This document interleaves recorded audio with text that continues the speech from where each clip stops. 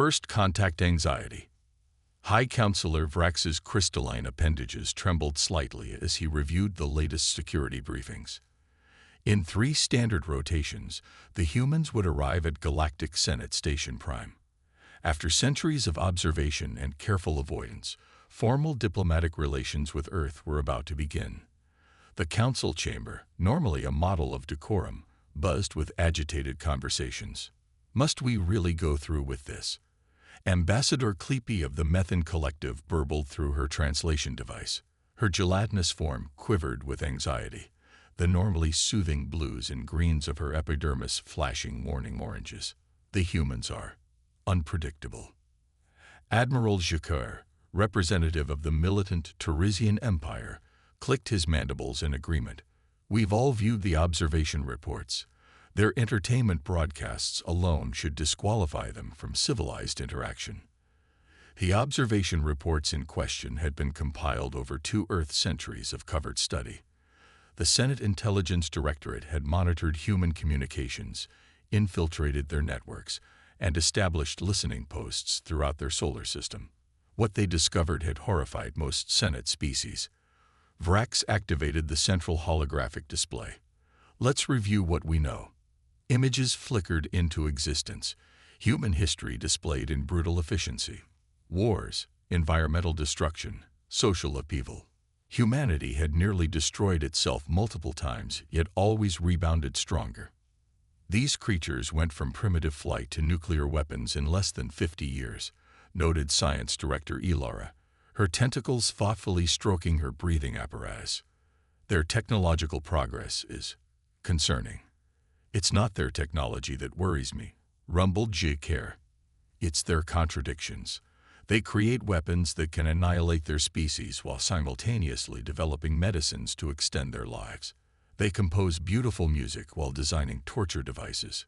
And yet, interjected a soft voice from the far end of the chamber, they haven't had a global war in nearly a century.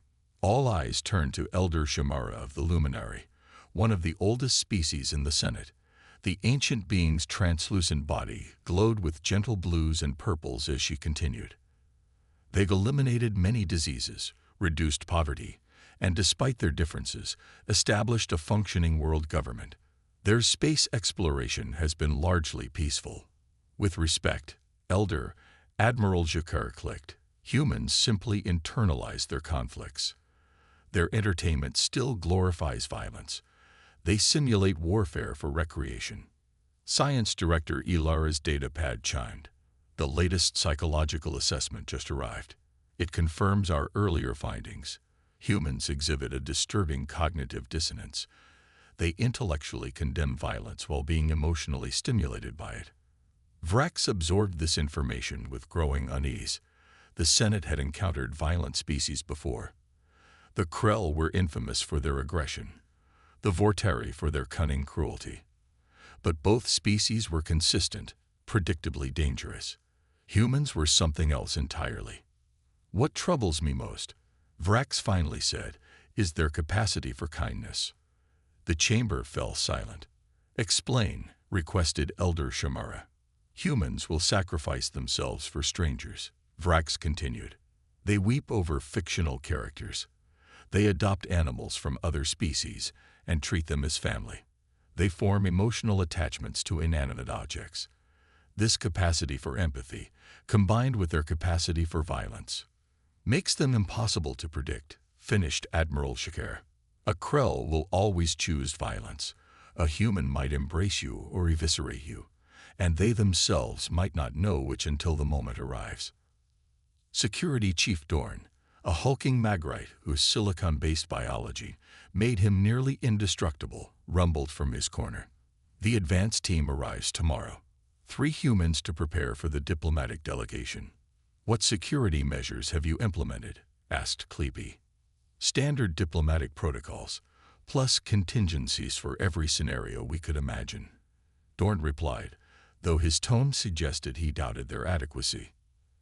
And what of the transmission? Inquired Elara. Vrax sighed. It appears genuine. Earth's Global Council insists they're seeking peaceful relations, mutually beneficial trade, and cultural exchange. They've agreed to all our proposed restrictions on human movement within Senate space. Too easily, muttered Giacomo. No negotiation, no pushback. Perhaps they truly desire peace, offered Elder Shamara. The chamber doors slid open, and a flustered aide rushed in. High Counselor, the human vessel has arrived. 16 hours ahead of schedule. Chaos erupted in the chamber. Security alerts blared, and Dorn was already barking orders into his communicator. How did they bypass our detection grid? Demanded Giacomo. They didn't, replied the aide. They announced their approach and followed all protocols. They're just early. Establish communication, ordered Vrax, struggling to maintain composure. The central hologram shifted to display the bridge of the human vessel. 3 beings stood there, bipedal, diverse in coloration, wearing simple blue uniforms without visible weapons or armor. The central figure, female by human standards, smiled warmly. Greetings, High Counselor Vrax and esteemed representatives of the Galactic Senate. I'm Captain Elena Reyes of the Earth Diplomatic Corps. Please accept our apologies for the early arrival. We encountered favorable conditions en route and made better time than expected. Her voice was melodious, her demeanor calm and friendly. No hint of threat or aggression. It was somehow more unsettling than if she'd arrived brandishing weapons. We've brought gifts from Earth as tokens of our sincere desire for friendship, continued Captain Rice, seemingly unaware of the terror her cheerful announcement had inspired. Vrax found his voice. Welcome, Captain Rice. Your punctuality is noted. However, our formal reception ceremonies are scheduled for... Oh, the human's expression shifted to what appeared to be genuine contrition. We didn't mean to disrupt your preparations. We're happy to remain aboard our vessel until the scheduled time. Admiral Jacquer leaned toward Vrax and whispered, They're testing our response capabilities. This is a calculated move. Vrax wasn't certain. The humans appeared genuinely apologetic, which was somehow worse than if this had been an intentional power play. Unpredictability again. That won't be necessary, Vrax replied. We will make accommodations. Security Chief Dorn will transmit docking instructions. Wonderful, Captain Rice beamed. We look forward to meeting you all in person. End transmission. The hologram vanished, leaving the council in uneasy silence. Did anyone else notice their ship? Asked Ilara finally. They all had. The human vessel was small, elegant, and utterly unimposing. No visible weapons systems, modest engines, nothing to suggest advanced technology. It looked almost vulnerable. A deception, stated Giacomo confidently. No species achieves interstellar travel without developing significant offensive capabilities. Scan results show minimal power signatures, reported Dorn. Either their technology is far beyond our detection capabilities, or they genuinely came in peace, finished Elder Shamara, perhaps with nothing to hide. The notion was somehow more disturbing than any show of force would have been. 3 hours later, the human delegation was settled in their quarters, having passed through security with good-natured cooperation. They submitted to scans, surrendered the few personal items security deemed potentially problematic, including something called hot sauce that contained compounds mildly caustic to several Senate species, and followed every instruction without complaint. Vrax watched the security feeds with Dorn and Jacquer. The humans were conversing casually, unpacking their gifts, and reviewing cultural briefings on the Senate species. Nothing suspicious.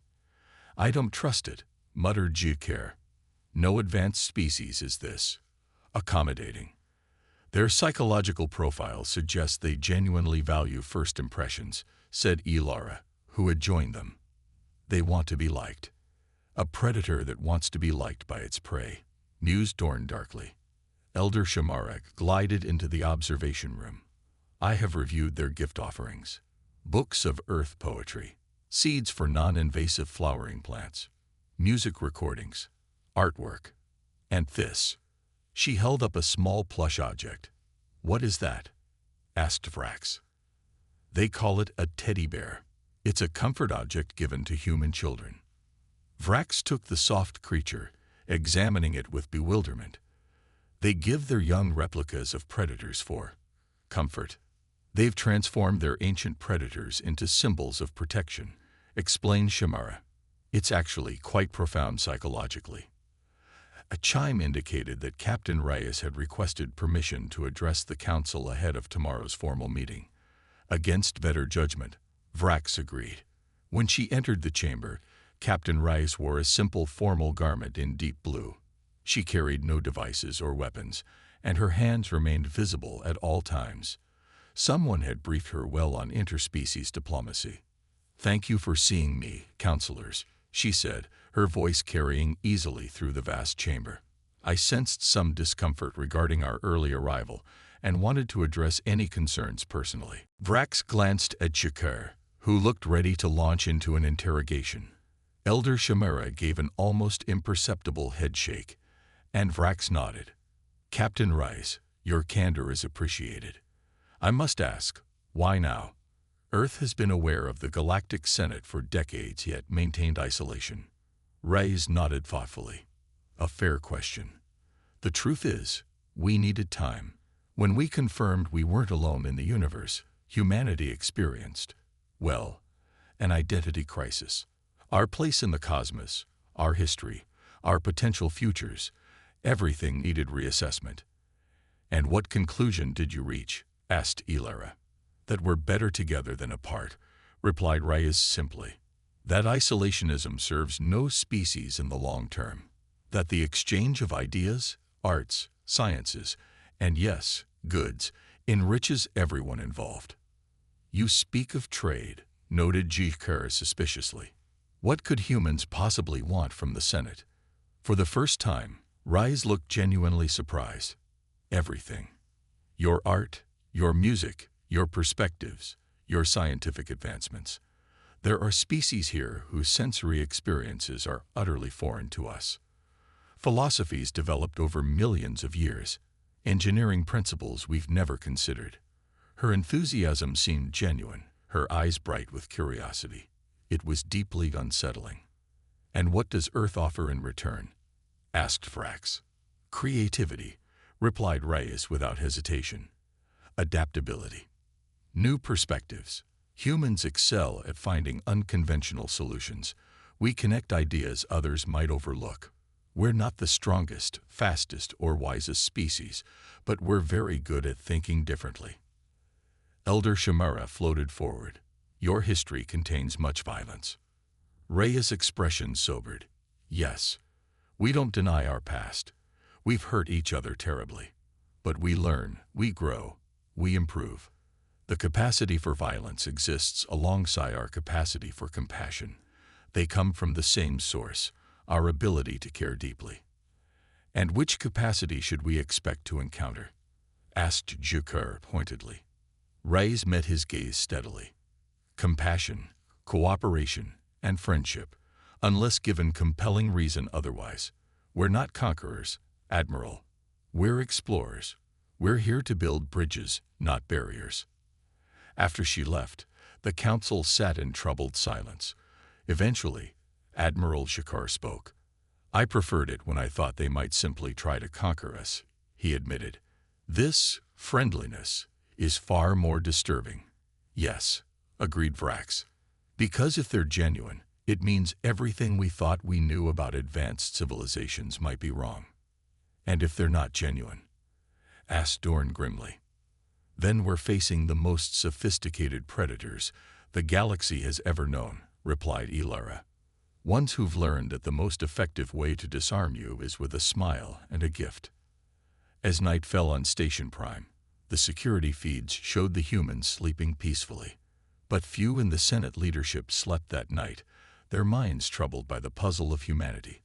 A species whose greatest weapons might not be their technology or strength, but their unpredictable capacity for kindness. The diplomatic tour. The formal reception for the human delegation proceeded with a precision that belied the anxiety gripping Senate leadership. The Grand Assembly Hall, with its soaring crystalline dome, and representatives from over 300 species, buzzed with anticipation. Many Senate members had rearranged their schedules and traveled considerable distances just to witness humans in person. Captain Alina Reyes led her small team with practiced diplomacy. She was accompanied by Dr. Sanjay Patel, xenobiologist and cultural specialist, Commander Diane Wong, Security and Defense Liaison, Technical Director Marcus Okafor, Science and Technology Representative, and Communications Officer Jamal Hakim. Each human moved with careful deliberation, clearly mindful of the various gravity preferences, atmospheric needs, and personal space requirements of different species. On behalf of Earth and all human colonies, I extend greetings of peace and friendship. Reyes addressed the assembly, her voice steady and warm. We come seeking understanding, cooperation, and mutual advancement. The stars have room enough for all of us to flourish together. Her speech was met with a mixture of cautious applause and hushed murmurs. High Counselor Vrax noted that several species known for their perceptive abilities, the empathic Delphians, the ultra-sensitive Noor, appeared particularly unsettled by the humans. They seem sincere, whispered Delphian Ambassador Thela to Vrax. Their emotional resonance matches their words. That's what concerns me, Vrax replied. If they genuinely believe what they're saying, what does that suggest about their psychological development?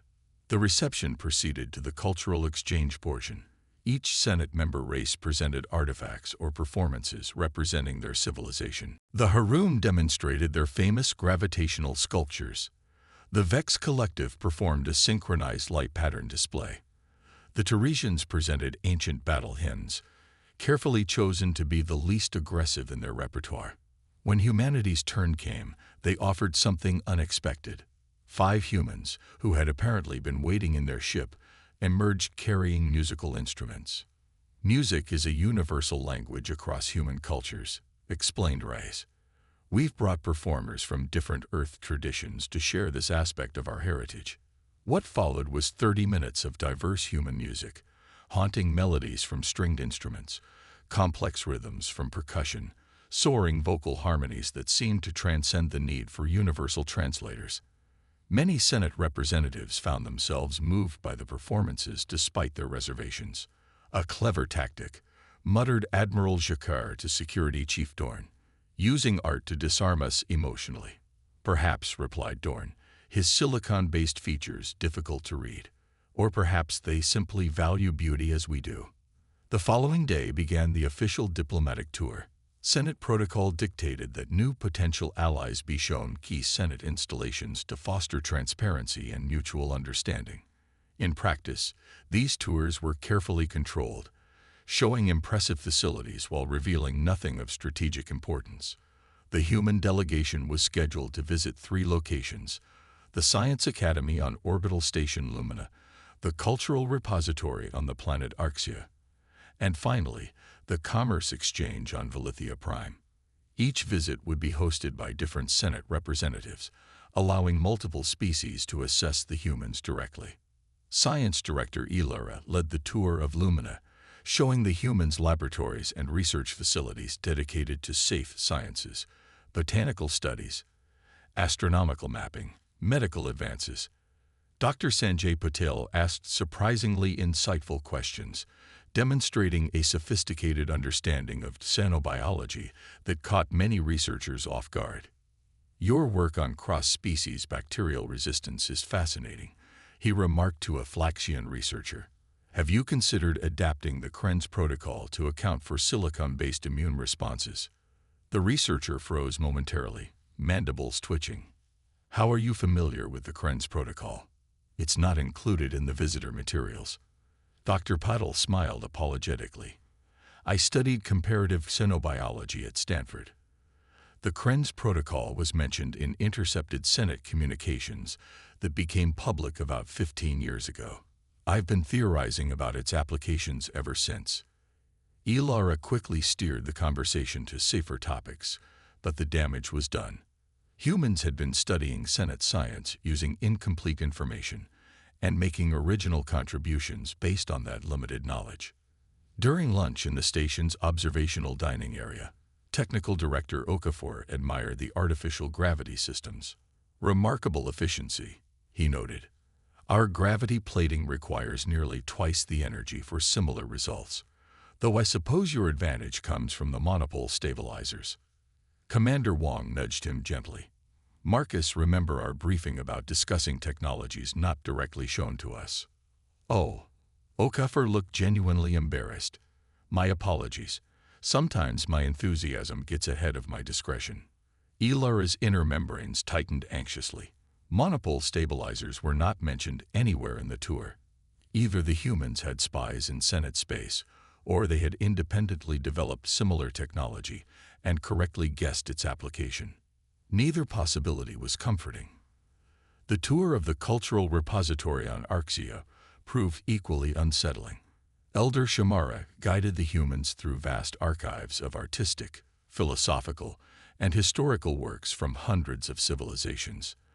The humans showed appropriate appreciation, but it was Communications Officer Hakim who caused the most concern. While viewing an ancient text from the now extinct Vorilian civilization, Hakim casually remarked, "The syntactical structure reminds me of Proto-Sumerian cuneiform from Earth's ancient Mesopotamia.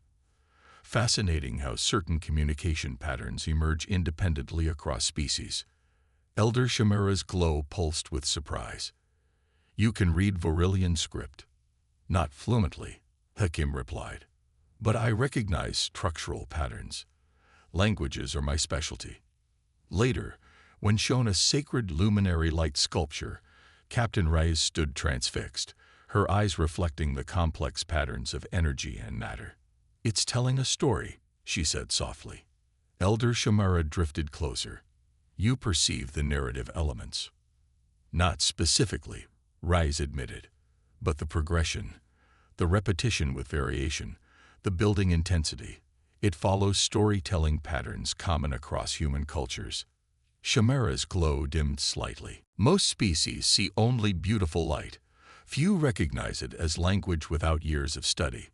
Reyes smiled warmly. "Humans are pattern seekers by nature. Sometimes we see patterns that aren't there, but often we find meaning others might miss." That evening, as the human delegation prepared for their final tour destination, the Senate Security Council convened an emergency session. "They know too much," insisted Admiral Shakir. "Their casual references to advanced technologies, their understanding of alien languages. These are not the behaviors of a species newly entering galactic society." "Could they have more extensive surveillance networks than we realized?"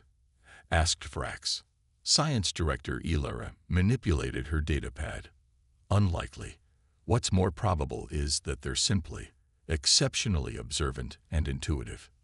"That's worse," growled Dorn. "A species that can extrapolate so much from so little is deeply unpredictable." "There's something else," added Ilara hesitantly. "Their questions often focus on defensive technologies, environmental systems, and communication networks." "They're assessing our vulnerabilities," stated Judkar flatly. "Or," countered Elder Shamara, "they're focusing on technologies that sustain life rather than those that end it." The final tour location was the Commerce Exchange on Valithia Prime, the Senate's largest trading hub. Representatives from dozens of species conducted business across thousands of specialized markets. Ambassador Kleepy served as guide, her gelatinous form shifting nervously as she led the humans through the exchange. "Each level specializes in different commodities," she explained. "Raw materials, manufactured goods, technology licenses, art and cultural items, information services." "What about that section?" asked Commander Wong, pointing to a heavily secured area where various militant species were engaged in intense negotiations. "Defense contracts," replied Kleepy awkwardly. "Not included in today's tour." "Of course," Wong nodded understandingly. "Every civilization needs protection." Instead of pressing the issue, the humans showed particular interest in the agricultural and medical exchanges. Captain Rice inquired about food security programs for developing worlds. Dr. Peddle discussed pandemic response protocols. Their questions were thoughtful, focused on cooperation and mutual benefit rather than competitive advantage. During a refreshment break, Technical Director Okafor struck up a conversation with a Trek merchant known for dealing in rare minerals. Earth has substantial deposits of lanthanides and actinides, Okafor mentioned casually. Would those be of interest to Senate markets? The merchant's excitement was visible in the rapid color changes across his skin, particularly if they're extracted using low-impact methods. Many Senate species have ethical restrictions against purchasing minerals obtained through ecological damage. Environmental protection is a core principle of modern human mining, Okafor assured him. We learned our lessons the hard way centuries ago. By the end of the day, the humans had established preliminary trade contacts with 17 different species, focusing primarily on scientific knowledge exchange, artistic collaborations, and sustainable resource trading. Not once did they inquire about weapons technology or strategic materials. It was, Security Chief Dorn noted grimly, exactly what a species would do if they wanted to appear harmless while gathering intelligence. As the human delegation returned to their quarters aboard Station Prime, an urgent message reached High Counselor Vrax. The Krell hierarchy, an aggressive species on the Senate's outer rim, had launched an incursion into disputed territory near the Vex Collective's home system. 3 Vex outposts had gone silent. The timing cannot be coincidental, insisted Admiral Shker when the Security Council convened. The Krell must have learned of our distraction with the humans. The Krell have been expanding their territory for decades, countered Elder Shamara. This is opportunistic, not coordinated.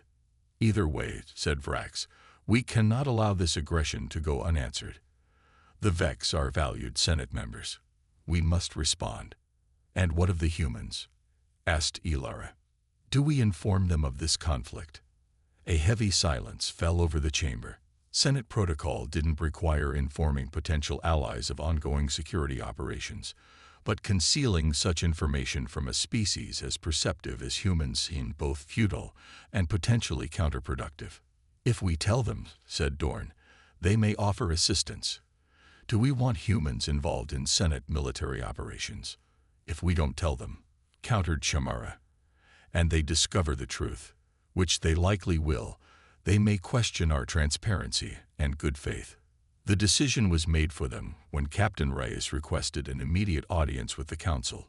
She arrived alone, her expression serious but composed. High Counselor, esteemed representatives, she began without preamble. Our communication specialists have detected unusual transmission patterns from the direction of the Vex territories. Is there a situation developing that might affect our diplomatic proceedings? Vrax exchanged glances with his colleagues. Humans had detected encrypted Senate emergency communications from halfway across the station. Captain Reyes, Vrax said carefully, there is indeed a developing situation involving a species called the Krell. However, I must ask, how did you become aware of this? Reyes looked momentarily confused. We weren't aware of specific details. Our ship maintains standard monitoring of communication bandwidths for security purposes. We noticed a 300% increase in quantum encrypted transmissions in the last 4 hours, combined with the sudden departure of several military vessels from the station's docking rings. It seemed prudent to inquire. Admiral Shakar's mandibles clicked in agitation. Your monitoring capabilities are remarkably thorough. Standard protocols, Reyes replied with a slight shrug. I'm sure your own vessels do the same. Vrax decided direct honesty was the safest approach. The Krell hierarchy has launched attacks against Vex collective outposts in a disputed region. The Senate is organizing a response. Reyes nodded thoughtfully. I see. And these Krell, they're not open to diplomatic solutions. The Krell, said Dorn bluntly, understand only strength. They interpret diplomacy as weakness. Some species develop that way, Reyes acknowledged. On Earth, we had cultures with similar perspectives. Engagement was often challenging. This is a Senate matter, stated Juker firmly. We have protocols for handling such situations. Of course, agreed Reyes readily. I didn't mean to imply otherwise. I simply wanted to understand if our diplomatic schedule might be affected. After she left, Admiral Jacquard turned to Vrax. They're gathering intelligence on our military capabilities. First, casual questions about our technology, now this. Perhaps, said Elder Shamara, or perhaps they genuinely want to understand the political landscape they're entering. One thing is certain, said Science Director Ilara. If the Krell conflict escalates, we'll learn much about the humans by how they react. Later that night, as the human delegation prepared for sleep, Captain Rice sat in quiet conversation with her team. A border dispute with aggressive expansionists, summarized Commander Wong. Classic testing of boundaries and response times. The Senate seems well equipped to handle it, noted Dr. Puddle, though their coordination appears somewhat bureaucratic. The real question, said Technical Director Okafor, is whether we should offer assistance. We're here as diplomatic guests, Communications Officer Hakim pointed out. Military involvement would dramatically alter our relationship with the Senate. Captain Reyes gazed out the viewport at the stars beyond. Protocol says we observe unless directly threatened or asked to intervene, but if innocent lives are at risk, we could offer humanitarian aid, suggested Dr. Patel. Medical support, evacuation assistance, help without weapons. The Senate leadership is terrified of us, said Wong quietly. Have you noticed?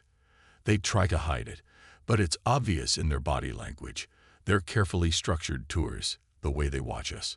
Fear based on misconceptions can be dangerous, Rice agreed. But fear can also be overcome through demonstrated goodwill. So we wait, asked Okafor. We wait, confirmed Rice. But we prepare. If this Krell situation escalates and threatens civilian populations, we may need to make difficult choices about how best to demonstrate humanity's true nature to the galaxy. In the security monitoring room, Dorn and his team watched this conversation with growing unease. The humans spoke openly, making no attempt to conceal their discussions despite surely knowing they were under surveillance. It's like they want us to hear, muttered a junior security officer. Or they simply have nothing to hide, suggested Dorn, though he didn't sound convinced. Across the station, the Senate leadership prepared for confrontation with the Krell, while warily watching their human guests. The humans, meanwhile, continued their diplomatic missions with unwavering friendliness, asking thoughtful questions and offering genuine cultural exchange. It was, as Admiral Jacquard had noted, profoundly unsettling. A species so powerful should be arrogant, demanding, aggressive, not curious, respectful, and kind. Such behavior defied everything the Senate understood about evolutionary psychology and interspecies relations. As dawn broke on the fourth day of the human diplomatic visit, emergency alarms blared throughout Station Prime. The Krell had launched a major offensive against the crisis erupts. Station Prime transformed from a hub of diplomacy into a military command center within hours. Emergency protocols activated across all sectors as Senate Defense Forces mobilized.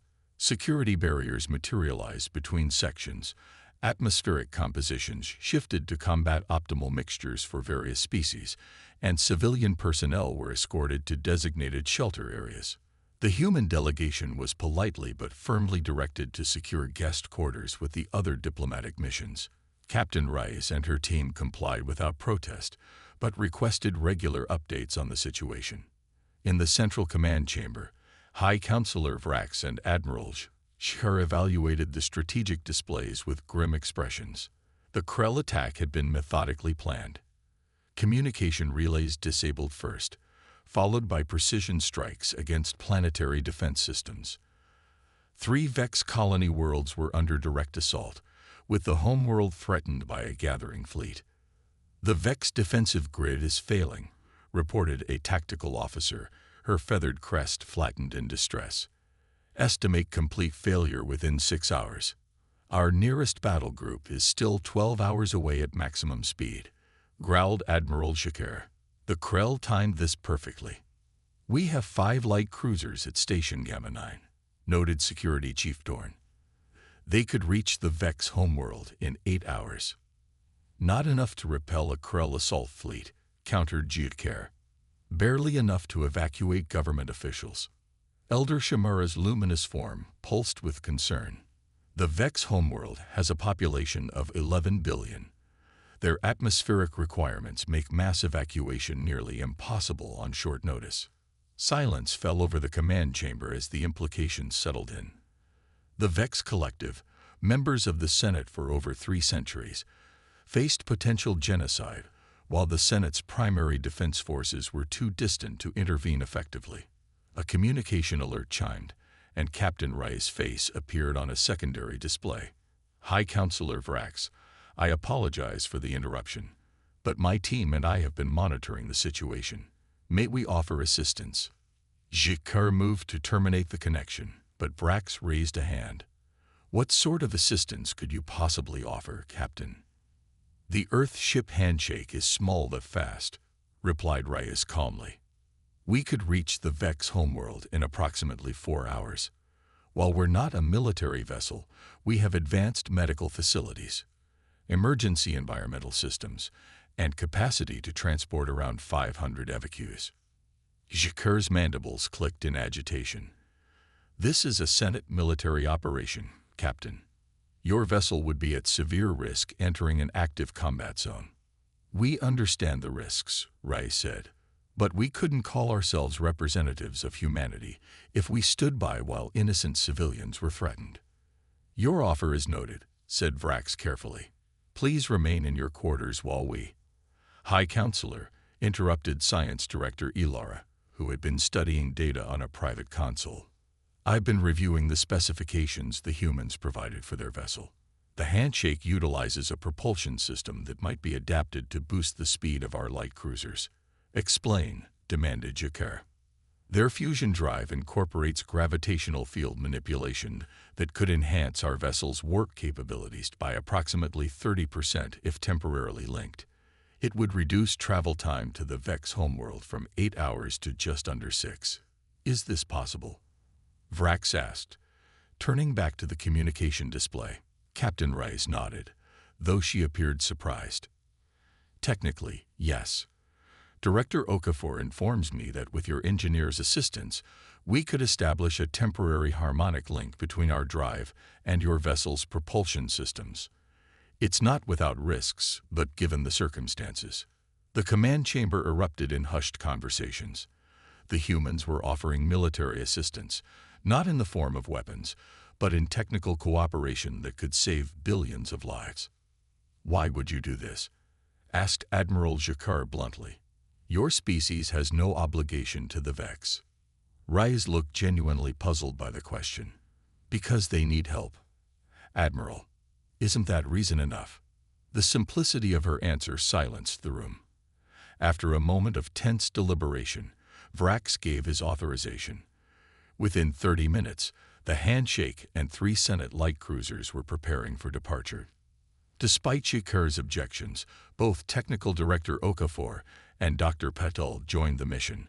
Okafor to oversee the propulsion link, and Patel to coordinate potential medical response. Captain Reyes remained on Station Prime with Commander Wong and Communications Officer Hakim as official diplomatic representatives. You realize, Jacquard told Vrax privately as they watched the vessels depart, that we're giving humans direct access to Senate military technology. I do, Vrax replied, just as they're giving us access to theirs. The difference is that they offered first. A cunning strategy, insisted Jacquard. They're manipulating us into trusting them. Perhaps, conceded Vrax, or perhaps they simply value life as we do. The enhanced Senate task force arrived at the Vex system in 5 hours and 43 minutes, just as Ilara had predicted. They emerged from warp to find chaos. The Krell assault fleet had broken through the outer defenses and was bombarding the major population centers. The Vex's remaining defensive platforms were failing rapidly. Aboard the Senate command cruiser Resolute Justice, Admiral Cree of the Rapid Response Division assessed the situation grimly. The 3 light cruisers were hopelessly outmatched by the 27 Krell warships. Even with the human vessel's assistance, they could do little more than evacuate a few thousand Vex officials and hope reinforcements arrived before the homeworld fell. "The Krell have established orbital superiority," reported his tactical officer. "They're targeting population centers with kinetic bombardment." Kree's 4 eyes blinked in sequence, a sign of deep distress in his species. "Prioritize government and cultural leaders for evacuation. Deploy our fighters to cover landing zones." "Admiral," interrupted a communications officer, "the human vessel is hailing us." Technical Director Okafor appeared on the main display. Behind him, Dr. Patel was conferring with other humans Kree didn't recognize, presumably the Handshake's crew. "Admiral Kree," Okafor began without preamble, "we've analyzed the Krell attack pattern and believe we have a potential solution. Their fleet coordination relies on quantum-encrypted communication through their flagship, correct?" Kree blinked in surprise. "That is classified Senate intelligence, Director Okafor." "It's also logical tactical doctrine," replied Okafor smoothly. "We observed similar patterns in the transmission bursts. The point is, we believe we can disrupt their command structure without destroying their vessels." "Explain," demanded Kree, his curiosity overcoming protocol. "The Krell rely on a specific quantum frequency range for fleet communications. With your permission, we can generate a targeted interference field that would effectively blind their coordination systems. It won't disable their weapons, but it will severely impair their ability to function as a cohesive force. Such technology would require enormous power and precise calibration," objected Kree's science officer. "How could your small vessel generate such a field?" "We can't, alone," admitted Okafor. "But if we combine our quantum communication array with your vessel's power systems and coordinate with the Vex defensive satellites that are still operational."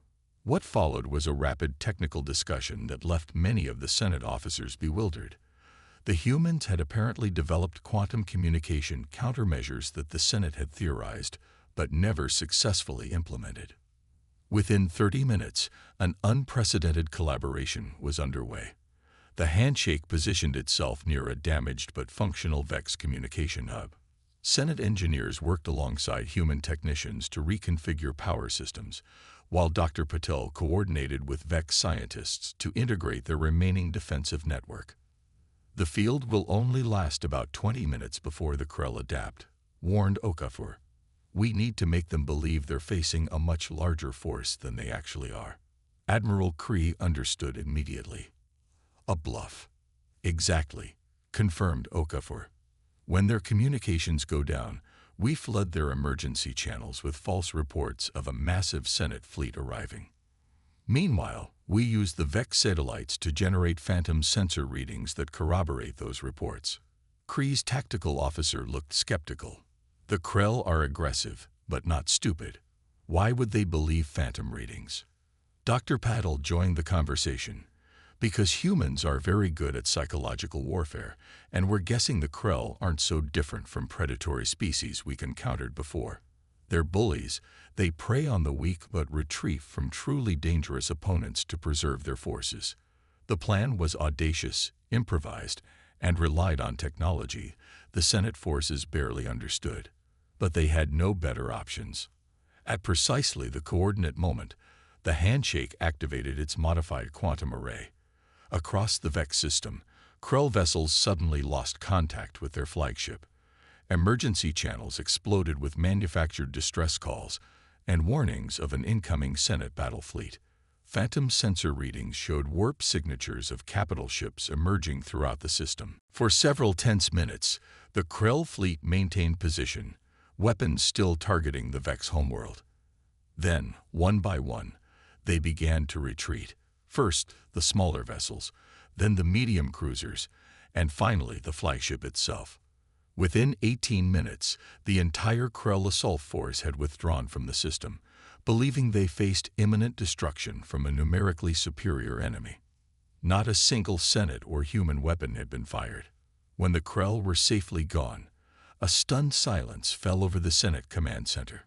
Admiral Kree stared at the tactical display in disbelief.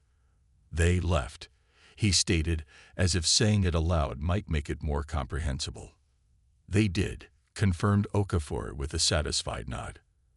And they'll be hesitant to return until they can verify what happened here, which should give your reinforcements plenty of time to arrive and establish a proper defensive perimeter. Dr. Patel was already coordinating medical teams to assist Vex civilian populations affected by the initial bombardment. We should focus on stabilizing the injured now, he reminded them gently. Victory means little if we don't follow through with compassion. News of the Krell retreat reached Station Prime within hours. The Senate Security Council received the reports with a mixture of relief and profound unease. They defeated a Krell assault fleet without firing a shot, muttered Admiral Shakir. Using technology we didn't know they possessed, integrated with our systems in a matter of minutes, and immediately turned to humanitarian aid afterward, added Elder Shamara. Their first priority was healing, not pursuing the enemy. Captain Reyes received the news with visible relief, but no triumph or gloating. When summoned to the Security Council chamber, she arrived promptly, accompanied only by Communications Officer Hakim.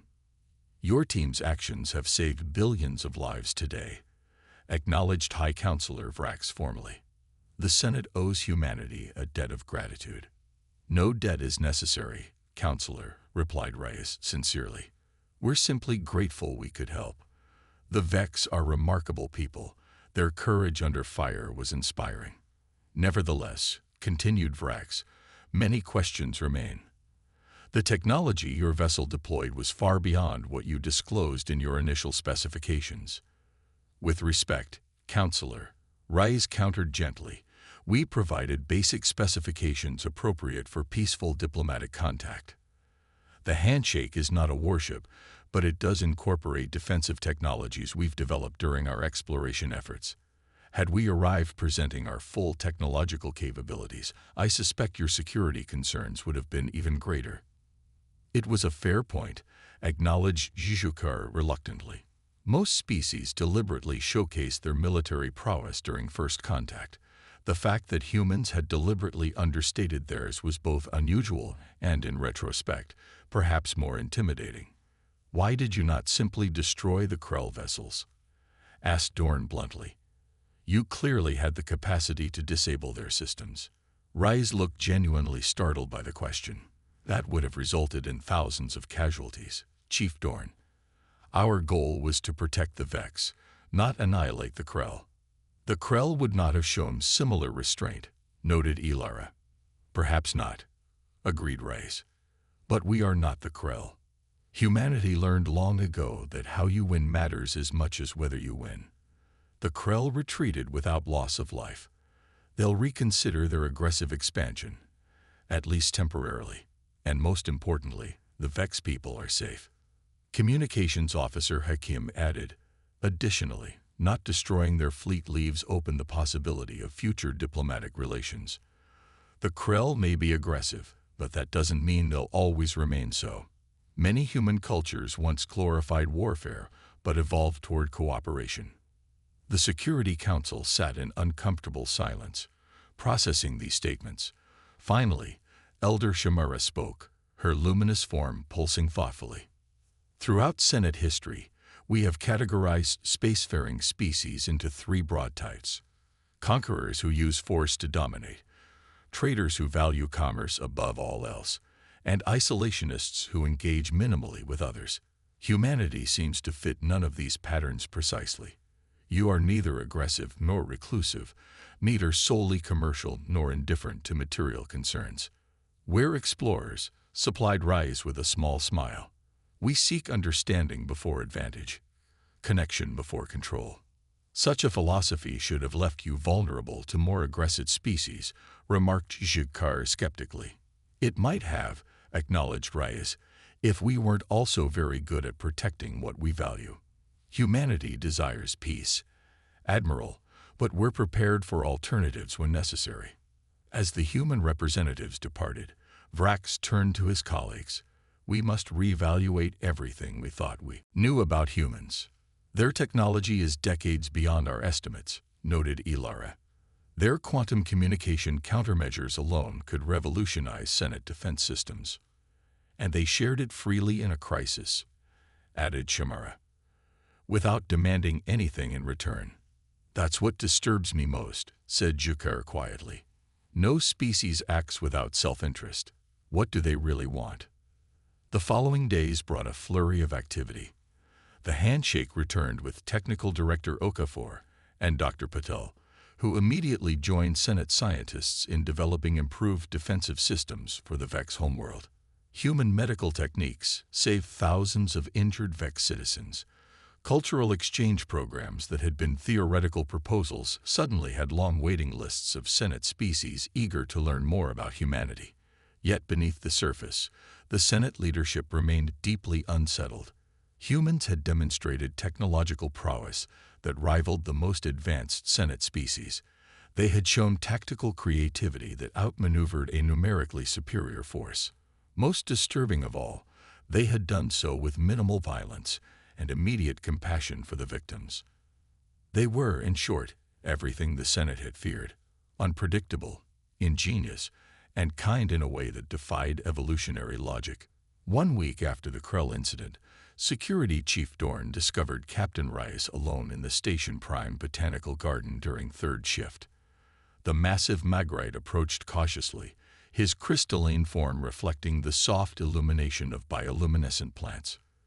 "You're up late, Chief Dorn," Rice greeted him, not seeming at all surprised by his presence.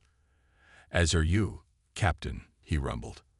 "I find these gardens peaceful when they're empty." "As do I," she agreed. Different species, similar appreciation for quiet beauty. They stood in silence for several moments, observing a delicate flowering vine that changed colors with the air currents. "You frightened us, you know," Dorn said finally. "More with your kindness than your technology." Rice turned to him, genuine confusion in her expression. "I don't understand." "Precisely," replied Dorn. "That's what makes humans so unsettling.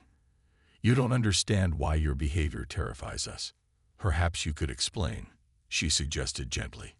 Dorn's crystalline structure shifted subtly, the equivalent of a deep breath. In the history of every Senate species, strength determined survival. The strong dominated the weak. The clever outmaneuvered the simple. Evolution rewarded selfishness, at least within certain boundaries. Human evolution followed similar patterns, said Rice. For much of our history, actually. Yet you changed, noted Dorn. Somewhere along your development, humanity decided that cooperation was preferable to competition, that saving enemies was better than destroying them, that giving freely was more advantageous than hoarding. Not all at once, Rice clarified. And not without setbacks. We nearly destroyed ourselves several times before learning these lessons. That's just it, said Dorn. Most species reach the stars still carrying their evolutionary baggage. The Krell are conquest-driven. The Vex are defensive and risk-averse. My own people are obsessed with stability and structure. We understand these patterns. They make species predictable. But humans aren't predictable, finished Rice, beginning to understand. No, confirmed Dorn. You're not. You have the technology to conquer, but you offer friendship. You can clearly defend yourselves, yet you choose diplomacy first. You could demand favorable terms for saving the Vex, yet you ask for nothing in return. It defies everything we understand about intelligent species behavior. Rice was quiet for a moment, considering this. Have you considered, Chief Dorn, that perhaps kindness itself was our evolutionary advantage? Dorn's crystalline structure flickered in surprise, his species equivalent of raised eyebrows. Early humans were physically weaker than many predators, Rice explained. We weren't the fastest, strongest, or most naturally armed species on our planet. But we could cooperate. We could care for our injured instead of abandoning them, preserving their knowledge and experience. We could work together in groups larger than family units by developing trust and reciprocity. She gestured around the garden. This beautiful diversity before us. Different evolutionary paths leading to unique and wonderful adaptations. Why should behavioral evolution be any different? Perhaps humanity's path led us to discover that compassion is actually more practical than conquest in the long term. A fascinating theory, admitted Dorn, and a deeply unsettling one. Why unsettling?